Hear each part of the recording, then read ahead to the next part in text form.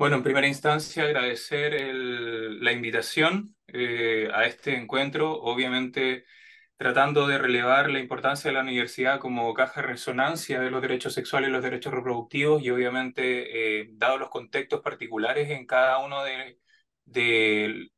de las universidades que han estado representadas hasta el momento, me parece como de vital importancia el contextualizar lo que nos ocurre aquí en la Universidad de la Frontera.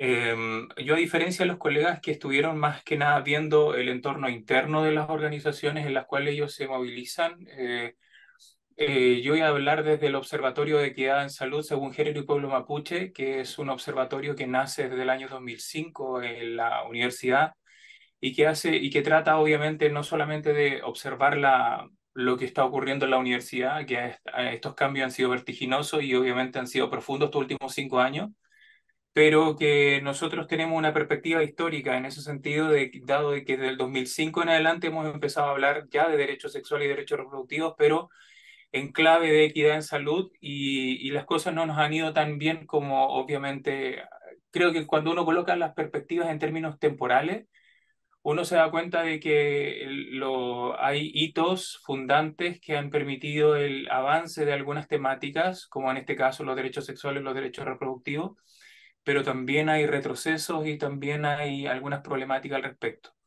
Yo voy a hablar desde la Universidad de la Frontera. La Universidad de la Frontera, como ustedes muy bien saben, está enclavada en la región de la Araucanía, muy cerca de Concepción, donde está realizándose este encuentro.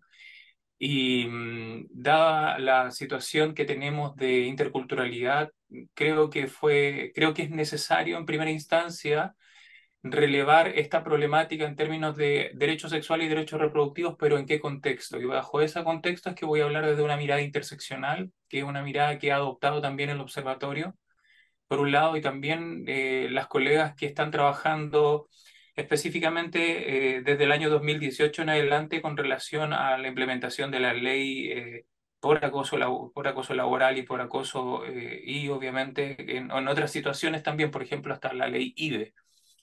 Entonces, frente a eso, tal vez yo voy a ser un poquito más, no sé si un poquito más docente, entonces voy a primero hablar de qué tenemos que entender por interseccionalidad para luego hablar desde el observatorio y plantear algunos desafíos en torno a esta mirada desde el territorio, para el territorio y con el territorio, ¿ya? Y con las mujeres del territorio, ¿ya?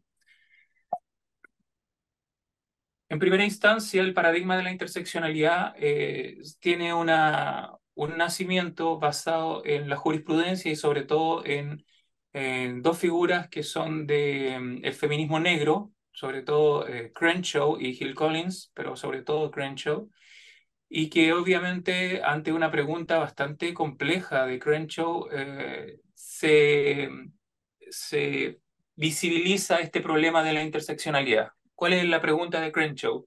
Crenshaw, recordando que viene del feminismo negro, pregunta dónde están las mujeres de color o dónde están las mujeres negras. ¿Dónde están las mujeres negras en el feminismo? Pero además, ¿dónde están las mujeres negras en el movimiento negro? ¿Por qué razón? Porque obviamente cuando uno dice mujer negra, uno está tratando de generizar la raza, y cuando digo mujer negra también estoy tratando de racializar el género. Entonces, bajo esa perspectiva, para Crenshaw existen tres categorías centrales: clase, raza y género, donde clase, raza y género son ejes articuladores de posicionamiento social, lo que hoy día mucho hablamos en salud como determinantes sociales estructurales. Ya la sociología, ya las ciencias sociales lo tienen determinado como posicionamientos estructurales, o sea, como posición social. Ya, esta situación de posición social, entonces, tanto para Crenshaw como para Hill Collins, es una metáfora de intersección. ¿Por qué una metáfora de intersección? Porque para Crenshaw es como estar en una carretera. Uno nunca sabe lo que le va a golpear. Si primero va a golpearme la raza, o primero va a golpearme la clase, o posteriormente me golpeará el género. Y bajo esa premisa, entonces, aparece esta metáfora de la interseccionalidad según Crenshaw, donde son carreteras donde obviamente uno no sabe cuál es lo que genera mayor posicionamiento, si es la raza, si es la clase o si es el género. Parece ser bastante simple, pero fue bastante revolucionario al respecto. Hoy en día, específicamente, considera estas tres categorías, se consideraban en ese entonces como tres categorías con el mismo peso, con el mismo valor, con la misma posibilidad de ser afectado el sujeto o la sujeta con estas situaciones de raza, género y clase.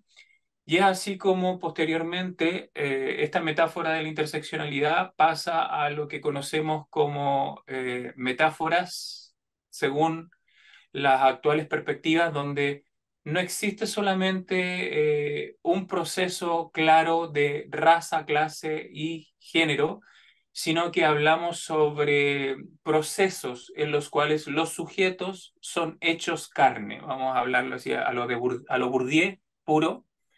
Entonces, por ejemplo, aquí hablamos de algunos feminismos y donde algunos feminismos, por ejemplo, un feminismo de clase o un feminismo marxista, nos habla sobre, obviamente, cómo los sujetos son posicionados por su estrato social o su estrato económico, ¿ya? Por otro lado, el feminismo postcolonial y antirracista habla de que hay una co-construcción, o sea, raza y género no se dan aparte, primero hay que racializar obviamente también se generiza y se racializa al mismo tiempo, y eso también genera ciertos fenómenos complejos de imbricación. Imbricación significa que no es fácil separar una categoría de otra, porque estas son todas categorías analíticas. Recordemos que el género es una categoría analítica por sí misma, pero colocar, por ejemplo, racialización y generización, estoy hablando de dos procesos constituyentes de los sujetos, y esos dos procesos constituyentes, no sé cuál de los dos tiene mayor peso y por eso hablamos de que están imbricados, ¿ya? También el feminismo queer o el feminismo, o podríamos decir el posfeminismo, que ya se habla de un feminismo basado en la diversidad sexogenérica, habla de la sexualización, las mujeres lesbianas, las mujeres trans, y en ese sentido también cuánto de la sexualización está imbricado el género, está imbricada la racialización, está imbricada la estratificación por clase. Entonces, si se dan cuenta aquí, la intersección son un cruce de caminos, pero estos cruces de caminos parece ser que ahora tienen rotondas, parece ser que ahora son mucho más complejos, son mucho más imbricados que antes y obviamente no es tan clara la relación clase, raza, género, sino que aquí hay procesos constituyentes de los sujetos y esos procesos constituyentes podríamos decir cuánto de raza hay en el género, cuánto de género hay en la clase y cuánto de clase hay entre el género y la raza, ¿ya? Por poner algunos ejemplos. Actualmente estaba leyendo un texto de la Claxo que estaba tratando sobre estos paradigmas hoy en día, obviamente en clave comunitaria, en clave de colonial, qué es lo que está pasando aquí en el sur global o en el sur-sur, como podemos llamarle. Y esto también es complejo porque el paradigma de la interseccionalidad, que en algún momento también fue muy corrosivo y fue muy crítico del mismo feminismo y de los mismos movimientos de mujeres, hoy en día también ha perdido un poco ese protagonismo.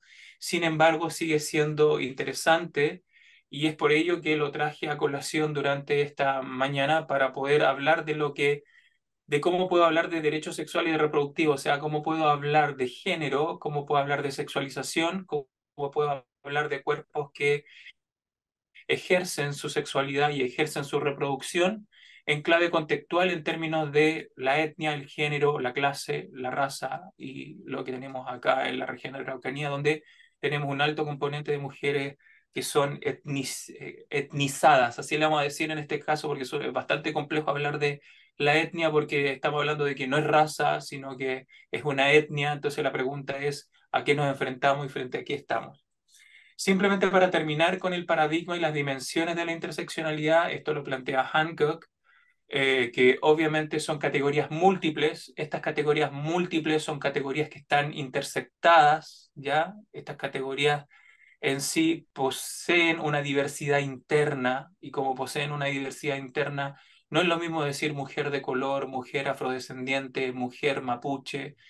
Incluso hoy en día los debates están dentro del feminismo mapuche, dentro del feminismo comunitario, el feminismo decolonial, y es por ello de que estoy trayéndole a ustedes esta problemática para también hacerles partícipe de esta situación en términos de clave de derechos sexuales y derechos reproductivos. O sea, cuando yo hablo de derechos sexuales y derechos reproductivos, tampoco puedo hablarlos en el aire, tengo que hablarlos en términos de que hay cuerpos generizados, cuerpos que están siendo sexualizados, cuerpos que están siendo racializados, etnizados y que obviamente tienen ciertas características, cierta diversidad interna. Además, están operando en un tiempo determinado y son altamente dinámicos y obviamente hay una relación entre la individualidad y la institucionalidad. Aquí estoy hablando desde una institución, ¿ya? Pero recordando que estos fenómenos de interseccionalidad también se dan a nivel de los sujetos, a niveles individuales, y como se dan a niveles individuales, obviamente tenemos algunas problemáticas que son también necesarias de relevar. Es aquí interesante que el análisis interseccional se da en esos dos niveles, se da a un nivel institucional, donde obviamente el análisis es un poco más general, pero también se puede hacer desde la perspectiva de los sujetos a nivel individual. Creo que me está guiando la mitad del tiempo, así que ahora voy a pasar a a lo que nos convoca, que es presentarles el Observatorio Regional de Equidad de Salud según Género y Pueblo Mapuche. Su constitución no fue fácil porque obviamente los observatorios, para que ustedes sepan, empezaron a generarse durante el año 2005, el año 2006, producto de que la Organización Panamericana de la Salud observaba que las reformas del sector salud en Chile y en la región latinoamericana y del Caribe tenían cierto sesgo en términos de el género, específicamente basándonos en el hecho de que habían ciertas áreas en las cuales las reformas eran invisibles al género o en sí el género era invisible para la reforma. ¿En qué sentido? Que las necesidades de las mujeres y de los hombres en términos particulares estaban siendo olvidadas, basado específicamente en esta situación de que la reforma consideraba a todos o a ambos sujetos de la misma forma, recordando obviamente que ahí teníamos problemas. Su constitución fue en el año 2005, se generaron campos de observación y estos campos de observación se generaron desde los movimientos, desde las mujeres de las organizaciones del pueblo mapuche, desde organizaciones de movimientos de mujeres que están presentes aquí en la región y por tal razón también desde las académicas, y aquí tengo que nombrar a las colegas y compañeras que están trabajando y que trabajan hasta el día de hoy en el observatorio, a Lucy Ketterer, a Ana Tragolaf, por nombrar algunas de ellas, también a Jimena Mercado, a Carolina Alveal, y también yo nombrarme también dentro del equipo, pero específicamente nombrar a aquellas compañeras que desde la academia están levantando estos fenómenos de campos de observación. Uno de los campos de observación que voy a mostrar a continuación, uno de ellos que fue de gran importancia fue la de violencia de género, y otro fue el de salud sexual y salud reproductiva, ya que en ese momento no tomamos el de derechos sexuales y derechos reproductivos. ¿Por qué razón? Porque los campos de observación los levantaba la comunidad, los levantaban las mujeres y obviamente los movimientos que estaban presentes y las comunidades que estaban presentes. Y aquí tuvimos el primer problema, y esto es para contarles, de que para poder producir datos, ahora estamos muy llenos de datos. Por ejemplo, veía a los colegas eh, donde presentaban sus estadísticas y me parece maravilloso, maravilloso que estemos presentando estadísticas, pero desde que como hemos conformado el observatorio, algo tan simple como desagregar un dato por sexo era un tremendo desafío. Yo recuerdo haber ido a reuniones con el Ministerio de Salud, sobre todo con el DEIS MinSal. Estuvimos conversando mucho sobre el DEIS en términos de dónde se producía el dato. Y lo interesante es que el dato se produce, pero el tema es que el dato, como no era relevante para el DEIS no hacía la desagregación. Algo tan simple como desagregar por sexo es algo que nos produce la posibilidad de generar datos y generar visibilización, y generar visibilización nos permite generar poder. Aunque ustedes no lo crean, un número es político. El número es político y el número genera una posibilidad de evidenciar las inequidades, las desigualdades y obviamente la invisibilización de los sujetos. Entonces, el simple hecho de que aparezcan hombres y mujeres desagregados por sexo según algunas situaciones particulares, y en el caso de nuestros campos de observación de violencia y de salud sexual y salud reproductiva, ya eran un avance y ya eran de mucha ayuda. El gran problema que tenemos hasta el día de hoy es la desagregación por etnia. La desagregación por etnia es una situación que nos ha llevado y nos ha costado sangre, sudor y lágrimas, y lo digo tal cual. ¿Por qué razón? Porque algunos especialistas plantean de que la desagregación por etnias tendría que ser simplemente por el hecho de que las personas se autonominen parte de la etnia. Pero ahora en esa situación ya es un poco más complejo porque algunos plantean de que tiene que haber también una consideración de la comunidad en términos de aquello, entonces también hay una problemática al respecto. Este es la página del observatorio para que la visiten. Se llama Observatorio Género Salud de la UFRO. Aquí están los campos de observación, si notan en la esquina, donde obviamente no solamente está la violencia de género, sino que también está calidad de la atención, salud mental y medio ambiente. Estos indicadores, lamentablemente los indicadores que pudimos levantar son indicadores que se hacen desde la política pública y esto también es importante plantearlo. No son datos que nosotros hayamos levantado, sino que son datos que produce la misma institucionalidad y que la misma institucionalidad al producirlos nosotros los utilizamos y también las mismas organizaciones de la sociedad civil los utilizan para generar dos fenómenos, la abogacía por un lado y ¿cómo se llama esto? Y el pedir cuentas, ¿ya? La abogacía y el exigir cuentas. Y bajo esas situaciones donde el observatorio en sí ha tratado de dar, nosotros no es que demos poder a nadie o empoderamiento a nadie, sino que a nosotros también nos hemos empoderado del proceso de lectura, de producción, de generación de datos, pero sobre todo el tema de cómo la universidad tiene que hacerse responsable de generar también datos en el campo, en algunos campos y en algunas situaciones donde son críticas. Obviamente, dentro de la universidad, de post-2018 se han levantado una gran cantidad de datos en términos de lo que ocurre dentro de la universidad y eso se agradece.